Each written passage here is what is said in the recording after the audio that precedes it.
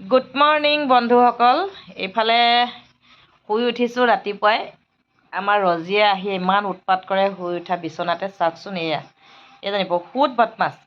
আৰু কালি ৰাতি এই দাঁত এটা সৰিলে নহয়, আৰু গম পোৱা নাছিলোঁ মানুহৰ দৰে যে কুকুৰৰ দাঁত সৰে বুলি, কিন্তু কালিহে গম পাইছোঁ।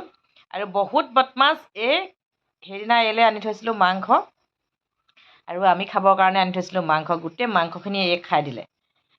নিজৰখিনিতো খালেই, মানে ফ্ৰিজত ভৰা নাছিলোঁ, টেবুলতে আনি এই ভণ্টিজনীয়ে থৈ দিলে, আৰু তাই লগে লগে গোটেই মাংসখিনি খাই দিলে। এইজনী বহুত বদমাছ, সেইকাৰণে মৰম নকৰোঁ। আজি পিটিছোঁ, বহুত পিটিছোঁ, তথাপিও লাজ নাই। চাওক, আহি মোৰ ওচৰত আহি উৎপাত। ৰাতিপুৱাই বহুত উৎপাত। মই যদি বাথৰুম যাওঁ, মোৰ লগত বাথৰুম যায়। মই যদি গেট খুলিবলৈ যাওঁ, মোৰ লগত গেট খুলিবলৈ যায়। মানে বহুত বদমাছ। ৰজি, লাজি, এইজনী কি কৰিছে? মৰম নকৰিব নাপায়। আহিলে আমাৰ ঘৰলৈ মৰম চৰম নকৰিব দেই কোনেও, কৈ দিছোঁ। এইজনী বদমাছ। এইবোৰ মৰম কৰি দেখুৱাই। এইবোৰ বহুত ভাৱ আছে এইভাগৰ। মাংস ভাত ৰাতিপুৱাৰ পৰা দিনটোৰ কাৰণে মুকলি কৰিছে দেই।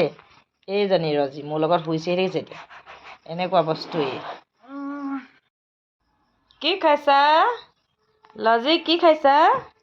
বদমাছ এজনী, বহুত বদমাছ। এইজনী কি খাইছা?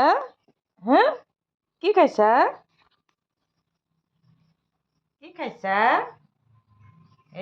এডোখৰ চোফাৰ একো বস্তু তলত থ'ব নোৱাৰি, চব খায়গৈ। আৰু এটা ডাঙৰ বস্তু খালে, মোৰ চিম এখন খাই দিলে নহয়। আকৌ মই নতুনকৈ কালি উলিয়াই আনিছোঁ। চিম টিম চব খায়।